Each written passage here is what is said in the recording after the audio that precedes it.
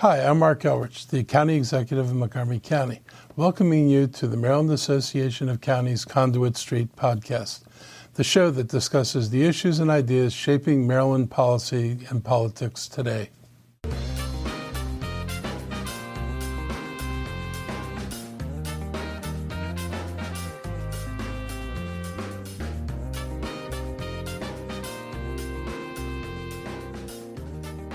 Welcome to the Conduit Street Podcast. This is Michael Sanderson, back in the director's chair this week and joined by my colleague, Sarah Sample. Sarah, welcome back to the podcast.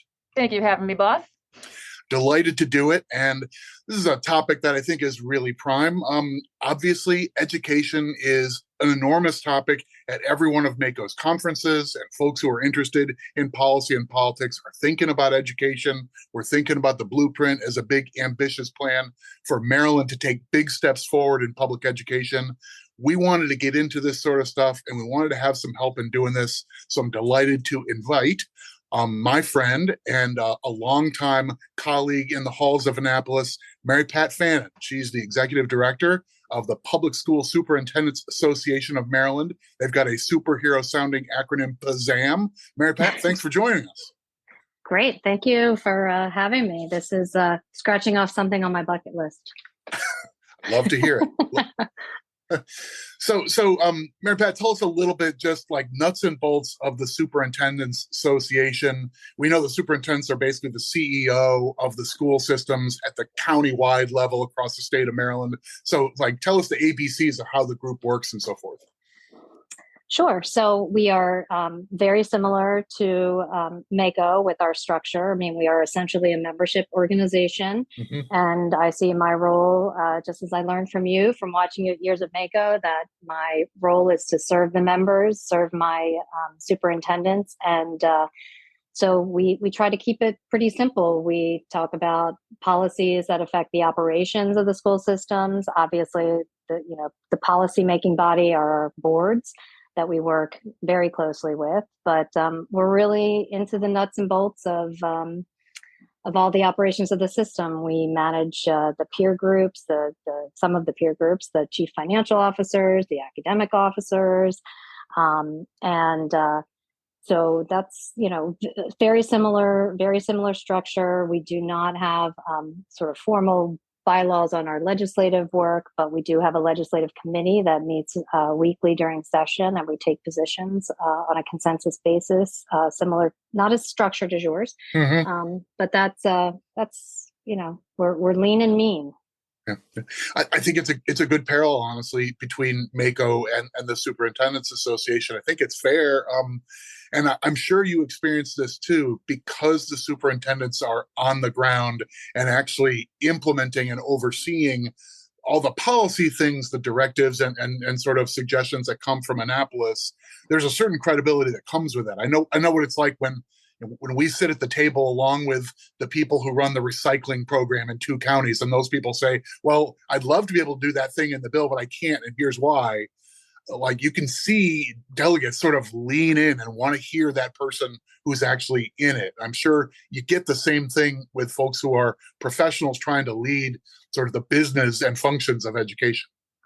Right. Absolutely. I mean, they don't want to hear from the political hacks, right? They want to hear from the guys who are managing the work on the ground. And I will say that we have monthly meetings and we have a full house. I mean, these guys are really working together. They're sharing best practices. They are troubleshooting together and are always very, very generous with their time in helping me navigate questions from the legislature or policymakers. We do a lot with the state board and the department, obviously, a lot of regulatory changes that we have to navigate and analyze and weigh in on. So very, very active bunch. It really is an honor to work for them. I mean, I love working in local government. I loved my years in the city. And this is just a natural extension of that. Okay, so I know Sarah and I are interested in talking about some specific bills and things that are sitting before the General Assembly, but I will commend to our readers, your website, your organization's website has an awful lot of detail about your policy positions. When you take a position on a bill, you make that public. And when you issue a letter saying, we hope Annapolis leaders will focus on these various things, you're transparent about that. So in advance of our folks doing the homework, can you sort of share on the pod here the quick takeaway? Like what are the most important messages you think the school administrators have for Annapolis leaders today as we have this budget crisis and we're rolling out the blueprint and we know all that stuff is in focus? What's the top line there? I think we took a little bit of a different tack this year. We're usually very reactive, and that's not abnormal for any group. But this year we said, listen, we're in year 3 of the 10-year rollout for the blueprint. We've got a fiscal storm brewing. And so we said, let's take a moment, just like we would ask our principals to do in their schools and their school improvement plan, like what's working. So we said, all right, what's our North Star? And really what came out really quickly was, well, student achievement, right? Like we've been spending so much time, a lot of grown-ups doing a lot of work and compliance and trying to work on the blueprint. And sometimes the word student, it could, myself, I could go a week and all of a sudden say, gosh, when was the last time I said the word student?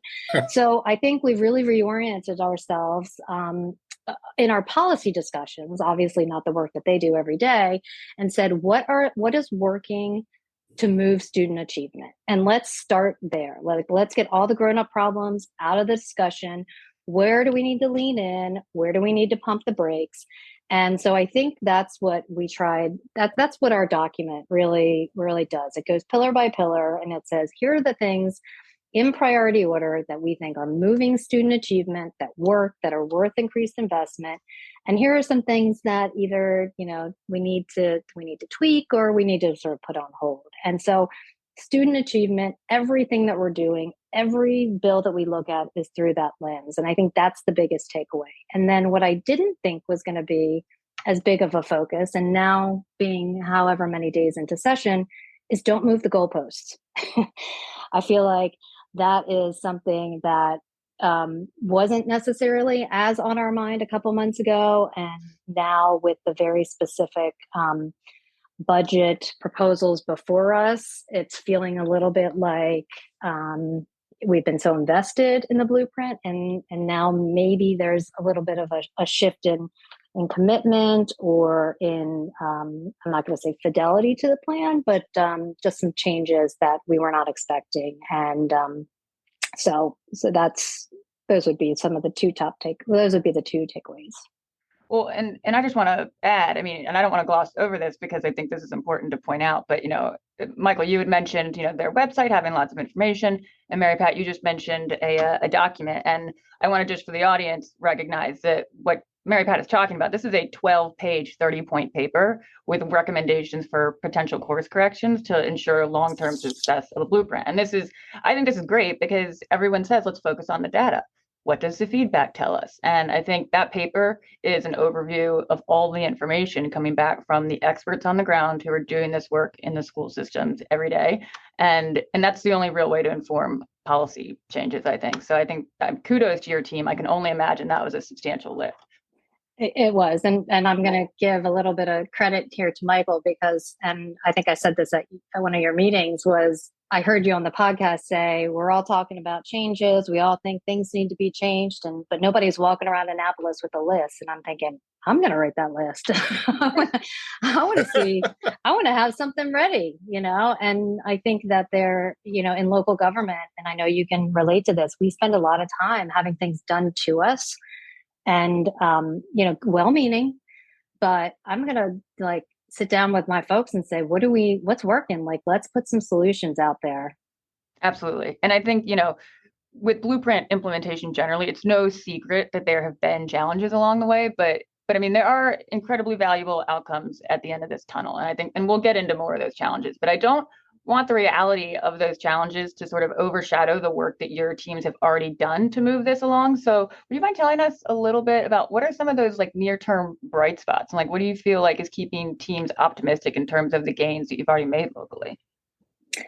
Well, one thing that is a common refrain that I hear is about, obviously pre-K has been a huge success, so much to the point where, that's one of our recommendations is like, okay, we're almost getting to a saturation point here where, we need to do some realignment. But I think the word from folks is, look, it took us 10, 15 years to build out the kindergarten program. And we have made such massive leaps and bounds in our enrollment for pre-K in 3 short years. I mean, 3, kind of 4 if you count some of the baby Kerwin money. So pre-K seats pre-K expansion has been super successful, and that is really showing up in some of those early kindergarten readiness assessment numbers. And we did not have the kindergarten readiness assessment this year, unfortunately, but our teachers are telling us that those first graders are coming in a lot more prepared. So that's really a bright spot on there. The other big bright spot, I would say, is the star ratings are tricky, right? Like you love them when you do well and you hate them when you don't do well, obviously. And they're a fairly blunt instrument, right? There's only 5 stars. And so you can really move up in your rating in 1 star, but just not get over the finish line. But the schools that did move, and significantly those that moved from, 2 stars to 3 stars or 1 star to 2 stars, were community schools. Almost 100% across the board. So that is really encouraging. It's showing that along with the academic supports in the schoolhouse and with the teachers, these wraparound services that are coming with the community schools are making an impact. And I think you see some of that, especially with chronic absenteeism is such a tough nut to crack, especially after COVID. But those community school coordinators are at the top of those teams. But anyway, that's a real big bright spot. Yeah. And then, the unions will say, you guys are doing a great job. I'll speak for my colleagues in the union, right? That you're doing a great job moving the salaries along. We've got a 10% increase across the board, getting closer to that 60,000 minimum starting salary. So I think those are bright spots. Test scores can always be better, of course, and that's what we're moving towards. Yeah, I mean, well, to your point about the community schools when it comes to test scores, I mean, I recall Dr. Wright was sharing that some of the greatest gains that we've made in terms of proficiency in math and reading have been in community schools. I saw some percentages that were pretty impressive. Mm-hmm. Yeah, and that tracks, and it's really it just shows that investment is working. And I do think that we're going to see some impressive work coming out of Dr. Wright's team on how to change assessments to really account for incremental growth. And that's something, like I said, the star rating is a very blunt instrument. It doesn't really show you when you're moving, and that, I think she said yesterday in the hearing, that sort of bottom 25% when that's moving. And so I think we're going to see that in the next couple of years, which is going to be helpful, give you a better picture of student success. Definitely. Well, so switching gears to one of the first big bills on education that has come out of this session, I think one of the most substantial ones so far is the Governor's Collaborative Time Bill. And so for our audience, this is House Bill 504, Senate Bill 429. And again, this isn't the only education bill that we're going to see, but let's go ahead and try to unpack this a little bit. But it's a long bill. It's like 74 pages. So before we dive in, can you sort of give us a broad sense of what you think the catalyst was for the particular provisions in this bill, just from like a 40,000 foot view standpoint? Like, where's this bill coming from and why, in your opinion? I'm going to take 2 tacks on this. One, I think, is from a budget perspective, and one is from a policy perspective. So from a budget perspective, we heard at the MACO conference, and we heard lots of rumors in the fall that the collaborative time was going to be reduced or sort of taken out of the blueprint funding. And, weren't given a lot of details on exactly why. And then the narrative started to come out about the fact that we didn't have enough teachers. And so I'm not going to talk too directly to that, but I don't think that there is a full picture of what collaborative time really is. And again, the idea that you can't do this unless you have 15,000 teachers does not ring true on the ground. And we had an 8-year plan to put these collaborative planning models into effect that also included, changing schedules and co-teaching and peer observations and things that you haven't heard much talk about. So I really think that this was, I'm not going to say it was a convenient way to deal with the budget, but it was the most obvious way that you could increase the life of the Blueprint Fund, and sort of those, they're calling them savings, which of course for us, that a savings is a cut. So, so from a budget perspective, you had to have a mechanism to do that. And the mechanism is this legislation, and the legislation draws presumably from the policy that the AIB adopted last month in a single meeting, that this was an appropriate reduction or change in the blueprint. So I see it very much, and I don't think anyone is under any false impressions that this doesn't have, long-term budget implications. And so that I think is top of mind and top line there. Now, the second, as far as policy, I think that what the department and the AIB tried to do is soften the blow a little bit to us. And so we're appreciative of that. I mean, there are some new programs in the bill. There are some recognition of existing programs like how to fund the Grow Your Own, some flexibility that we've been asking for in community schools. So those are definitely pieces that we are appreciative of, and are going to work with the legislature on trying to refine those to make sure that they work the best with what's working on the ground. So didn't really know exactly what was coming in this bill, to be perfectly honest. It was a very tightly held secret in a town that is usually a leaky sieve. We did not have a ton of details. So you hear the cut, you just don't know exactly what that's going to look like. So I know you and the leadership from the Association of Superintendents, you have been at the table a couple of times already in the early part of the session. That's really common in the legislative process. The first couple weeks of session, a lot of the committees will schedule briefings and sort of informational sessions on topics that they know are going to be weighty and important for the year ahead. And that's sort of time management for the committee while a lot of members are putting together their bills and working on co-sponsors and so forth. You try and get some of these topics front loaded so the committee starts thinking about stuff. And that's always an opportunity we welcome. Local governments get to the table and talk about our stuff. I'm sure you've cashed in those chances to try and get their ear. What are you trying to leave behind there for legislators, in advance of the big hearing on the big governor's bill or what other consequential legislation they're going to hear? I mean, are there points of optimism or things that you're saying this part is right or this part is good but could be better, that sort of thing?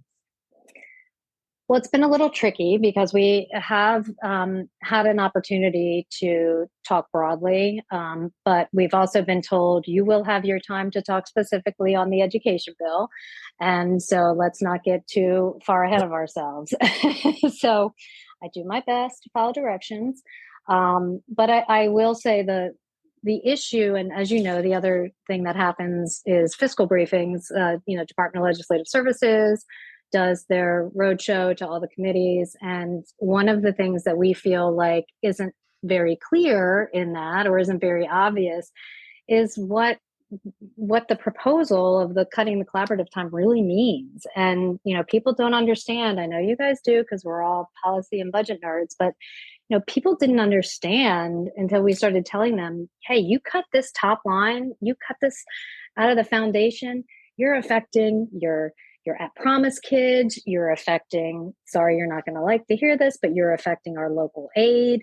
So you're taking a very, again, to use the word blunt solution that has a very, scaffolding negative effect. And so we've tried to get out and explain that to folks. And we haven't had a ton of time at both of our briefings. So we've sort of gone right at that point because, the department and the AIB have had an opportunity to talk sort of broadly about the blueprint implementation and some of the successes. So we've taken our time to try to to take that message directly to the legislators.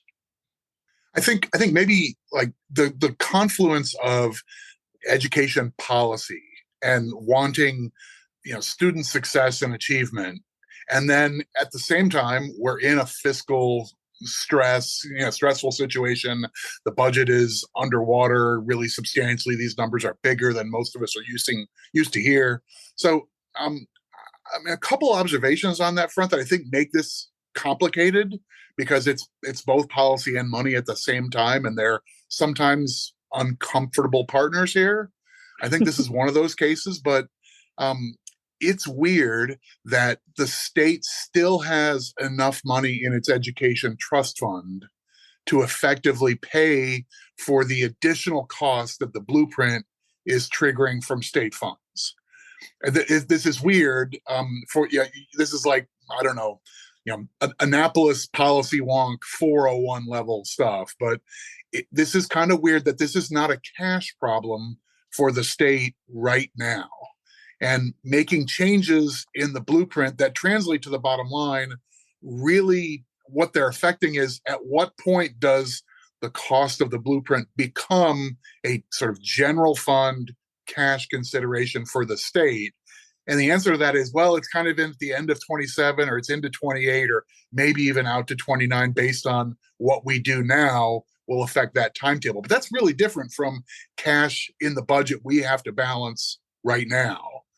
And so that's a weird, like Mary Pat, you and I have been in the trenches for a number of years, in the room at the BRFA decision meetings in the fiscal committees, and watching the big column of numbers where we need 220, we just found 40, now we're at 180, that sort of stuff. And this isn't like that.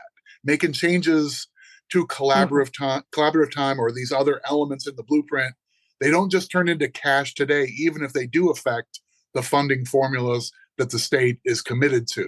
So that's weird footing. This isn't exactly the budget solution for the moment. Yeah, no, it's a tricky one, right? Because I was really happy in my current role to hear the Senate President and the Chair Barnes say, "Listen, guys, nothing that you do to the education budget is going to help the bottom line of the $3 billion deficit that the state's facing right now." Now, I know, and that in the out years, it does contribute to the problem. And so if I were in the governor's shoes, and if I were in the DBM offices, I'd be thinking about those solutions in the out years too. So I don't want to be ignorant to that fact that there is a relationship. What I also have been thinking a lot about is that many of the people that are sitting in the legislature right now have not been in a world where there wasn't a education trust fund or a blueprint trust fund that had a ton of money to pay for this, nor were they here when the blueprint was passed. And so Right. you tend to forget that education is the number one, it is the only constitutionally mandated state appropriation, right? Or I don't know if I'm Right. saying that exactly correct, but this is what the state is supposed to be paying for, is for a free and adequate education. And so it comes out of general funds. We've been lucky and blessed over the past several years to have the set aside money. So yes, we're part of the problem, but we also are the number one obligation of, the citizens of Maryland. So we meaning, funding public education. So it's a tricky story to tell, which is why I think that it needs a more delicate solution or elegant solution than what we have in front of us right now. Yeah. I can't help but build on that, which I think is a really good, clear answer of where we are and why this is tricky. But also, just to get off my chest, like there's a math problem that's kind of baked in to the blueprint that I don't think everybody realized at the time was as consequential a thing as it has turned out to be. So bear with me. And like sometimes we say, hey, let's put a pin in that. That's too much. But give me a minute to run this through, because I'm pretty sure I've got this right. And I think it's really consequential for right now. It always happens. You have a big commission. The Kirwan Commission spends a couple of years like turning over every stone and every log and every rock to try and find all these details and all these experts on how Maryland can take these big, bold next steps and move to the top and have better outcomes for all of our kids and so forth. I mean, we're all familiar with the tenets of the blueprint and the goals we want to set. And a big part of that was, and to do that, let's look at where schools are successful and let's like cost out that model. How, what's the density of actual instructors that you need, and what do you need for just physical infrastructure and for whatever textbooks and laboratories and a lot, so on and so forth. You run a big tape on what these costs are to build what we now just sort of drop as, well, it's foundation funding, right? You need certain dollars per kids and then a magnifier for categories of kids who are harder to teach and harder to reach, right? Okay, so like that's the basic framework of Maryland's blueprint. And back in, 2018, 2019, all this is being translated from a vision into legislation. And in the bill, instead of saying, here's the calculation of what this is going to cost in 2018 dollars, and let's just magnify it by the real cost of living, we sort of just said, well, we have a forecast for what inflation is going to be, what the cost of living is going to do over the course of the decade-long rollout of this blueprint. So we'll just legislate those dollar amounts right into the law. And now we've got this weird situation where the state says, well, we're funding the blueprint, when really we're funding a 2018 guess at what the cost of living in 2025 would be, which anybody who's bought eggs lately or has tried to hire anyone lately knows that the market has not behaved in a predictable way over these last 6 or 8 years. And the state share doesn't really keep up with what superintendents and school CFOs are seeing on the ground. And that's kind of the unspoken truth of what's happening with the blueprint, is they can fully fund their own formula, but it was a guess and it missed. Yeah. And I think what I would add to that is just, the last really 10-year outlook that we have is about 3 years old. And I think it's fair to say that they couldn't necessarily have anticipated the volatility that we've seen in the last 3 years, I would say. And that's, the revenue growth that we were projecting didn't hit nearly the marks that were expected. I think inflation definitely affected things. And even after inflation cooled off, costs stayed pretty high still. And then obviously shifts in the labor market have been substantial. And none of those things are really accounted for in that number that we're sort of tied to right now. Yeah. And I think it's, I don't want to trigger anyone on the call to talk about school construction, but, one of the things that struck me this fall as I was sort of thinking through what this was going to look like, when was the last time you saw all these hard-coded numbers in the statute, right? And so here we have a very rigid per pupil amount that was, to Michael's point, decided in 2018, I think adjusted a little bit, before the bill was introduced. But, we live in a world of percentages, and, going back to highway user, right? We live and die by those percentages. And if we had hard-coded numbers in there, that wouldn't have worked that never works for anyone. So when I was thinking about the history of this, remember what those early Kerwin numbers were? They were astronomical, right? They were $4 billion. And so at some point we had to make this manageable. And so you started to create formulas that made it work. And that created this set of numbers and these sort of rigid guidelines that just didn't work. And who knew COVID was going to happen? Who knew what was going to happen with inflation? So it is a very complex problem to solve. Yeah, well, I think that talking about the funding, I think, is a decent segue into, speaking about some more specific elements of the governor's bill. So, I know the bill is proposing to adjust funding for community schools to, I believe it is, stay at the FY26 level for FY27 and 28. So basically, they're being flat funded for the next 3 years, it looks like. And I wonder where policy and funding come together here, because the bill spends a lot of time making adjustments across different agencies when it comes to community schools, it seems like, in terms of oversight and plans and reports. And from that standpoint, I'm wondering, where's a lot of that coming from as it relates to funding? I mean, I would assume that some of these changes are heavily informed by some of the blueprint implementation reports that have been submitted by the school systems. But do you think these changes are informed by what's playing out in terms of community schools policy and funding? I wish I knew 100%.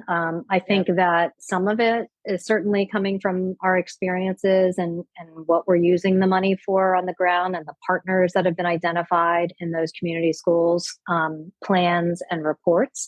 I think that's a piece of it. I also think we have asked very explicitly for expansion of using money across the district to do things like district-wide contracts for providers instead of having these, Right. poor community school coordinators negotiating with, the School of Medicine for some nurses or things like that. So we've asked for that flexibility.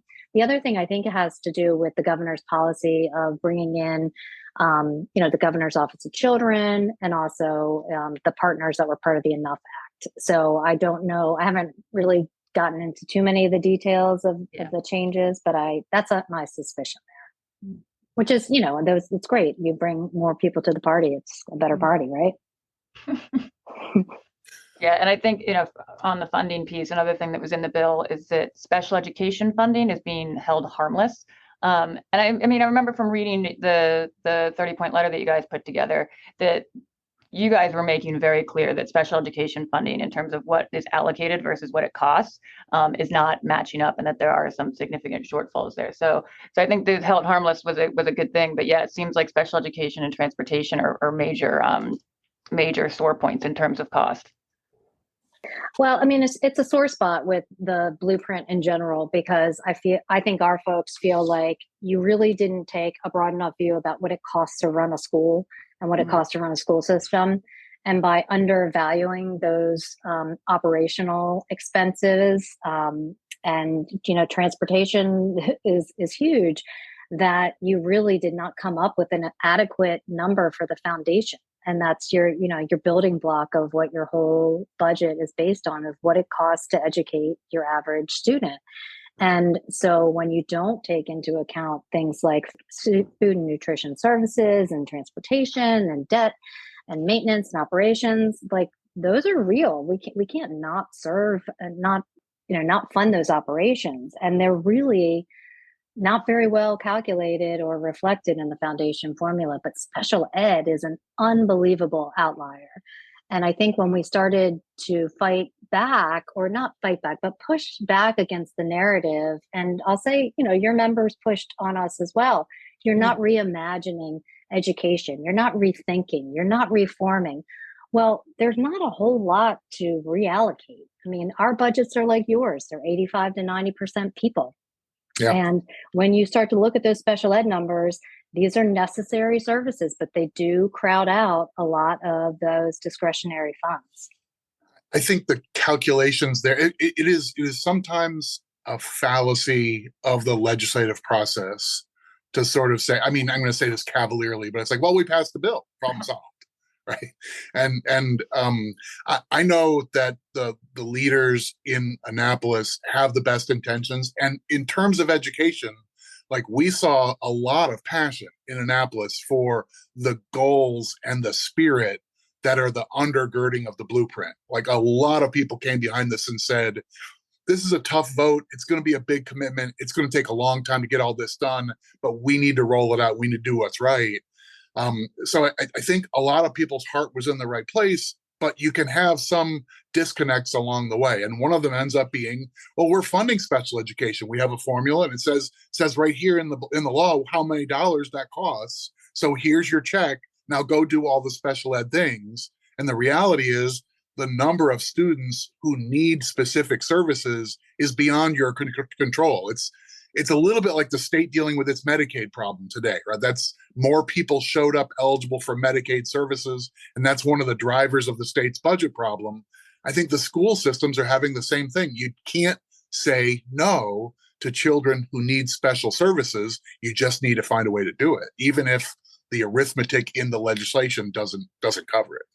And let's put the blame also where it belongs, on the federal government. Feds, yeah. I mean, shame on them. They were supposed to. The promise was that the federal government would fund 40% of special ed. The closest they've ever gotten is 17%. And so it's a federal law, and it's a necessary federal law to give these children the services that they need, but you're not putting your money where your mouth is. And so that is, if we could recoup even 10, 15% more of those federal funds, that would be amazing. But the other narrative that came out during the Kerwin Commission is that special education costs are going to go down in the out years because of all these early investments. And again, you couldn't have anticipated COVID. And we also couldn't have anticipated how many children are coming into our pre-K classrooms with special needs and special accommodations. So we're getting those kids a year earlier, which is good, but we're identifying kids that have needs earlier. So that's something, again, we couldn't really have forecasted at that point in time. Right. So I want to shift gears a little bit into something where I think there's probably some room for optimism or to double down on.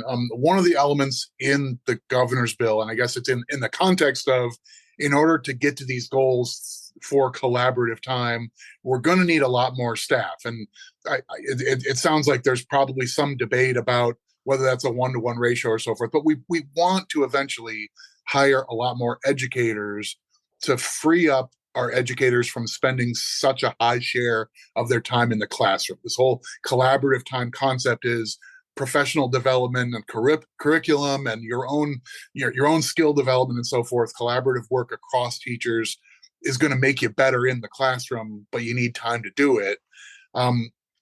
There's some elements in the governor's bill that try and say, let's spark more recruitment and bringing aboard people into the teaching profession, bring people from out of state and other stuff like that.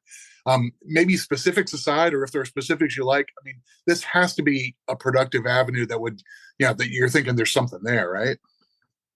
Yeah, I think so. I mean, we have lots of local grow your own programs. We have lots of individual agreements with bargaining units about signing bonuses. I mean, there's sort of a different menu of options all over the state. So I think, yes, we're moving in the right direction. Is this the exact right way to do it? I'm not sure. I mean, I think the fact that you're going to put money into the Grow Your Own program, that was, one of the unfunded pieces of legislation that passed last year. That's great, right? The governor really put some money into that.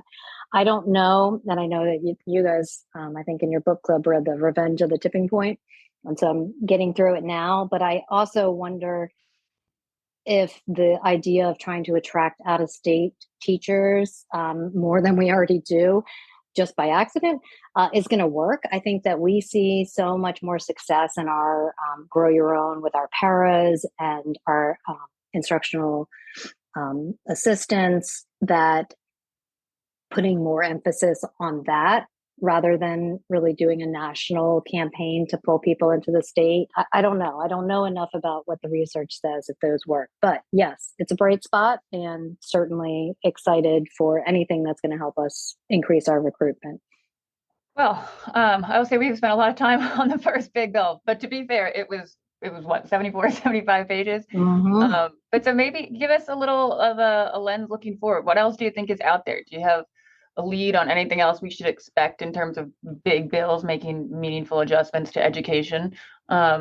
What's like the hot tip? Well, I mean, I think we've been really lucky. We've gotten a lot of interest on the dissertation of our 30 points. And so we have a couple of legislators who are going to be sponsoring some legislation that reflects our priorities. And so we're excited about that. I don't want to give too much away, but some of it is like I said, is some course correction, identifying some places in the blueprint that maybe need to be thought about a little differently, especially about the way that the blueprint handles assistant principals and principals. And we've been working with our principal associations on that as well. Also, sort of making some clarifications in the bill about children at promise students and funding needs when they're in pre-K, which I teased a little bit about that. And then we've got our usual, our perennial favorites. We've got all kinds of curriculum bills that always come through. Yeah. We also had a big day yesterday on cell phone bills. I don't know if you watched any of that, but fascinating testimony and really, really complex issue for lots of communities. And, we do the same thing you do. We ask for local control all the time. And I wish I could tell you how many public meetings have already happened across the state with local school boards on this issue. But every time I listen to it, there's more and more just interesting context. So that's a big deal. The other really big issue, very important to us, is the issue of reportable offenses and communication between school systems of children that are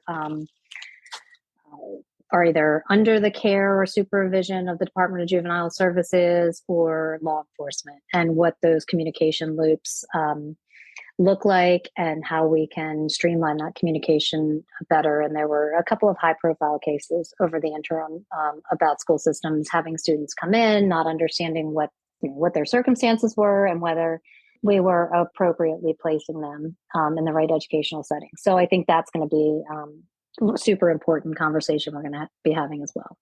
Wow. So I don't know exactly what I expected you to say, but I was just scribbling notes as fast as possible. But suffice it to say, everything is coming at us quickly. Mm-hmm. As it always is, right? 90 days of fun. My heart just started going faster. I asked for it. I know I asked for it.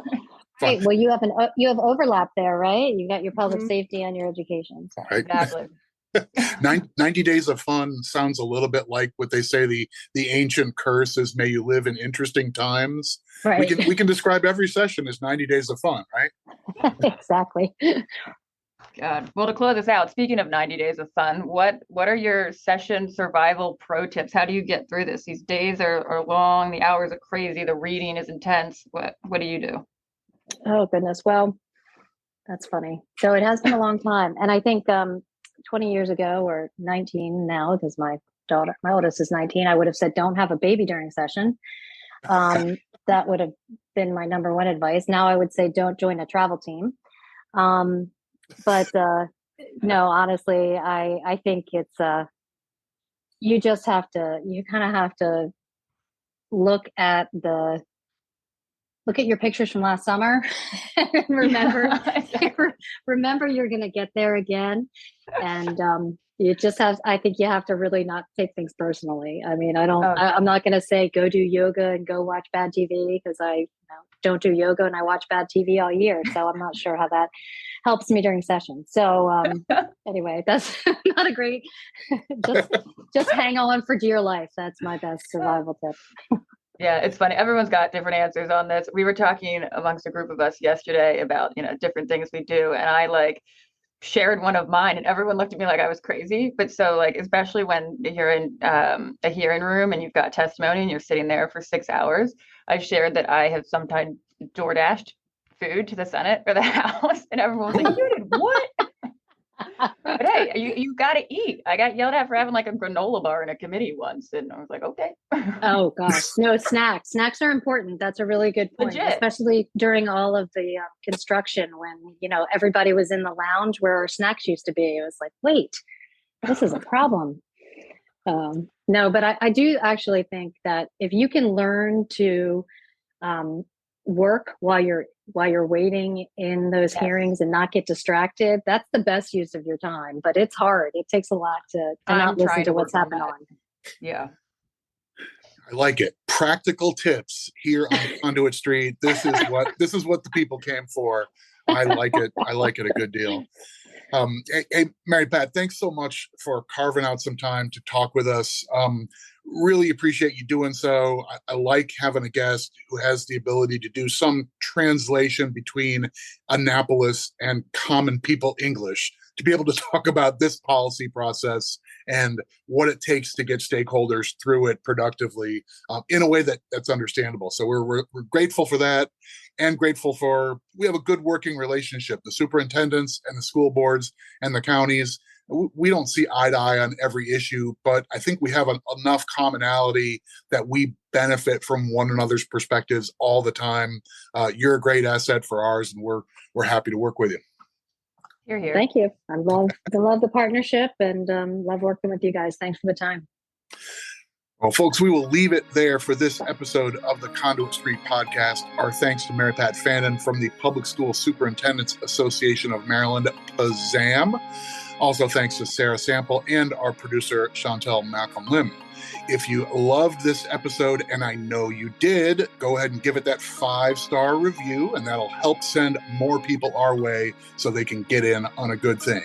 And subscribe to all these episodes will be sent to the device of your choice. For our guest today, and on behalf of Mako, we will talk with you soon.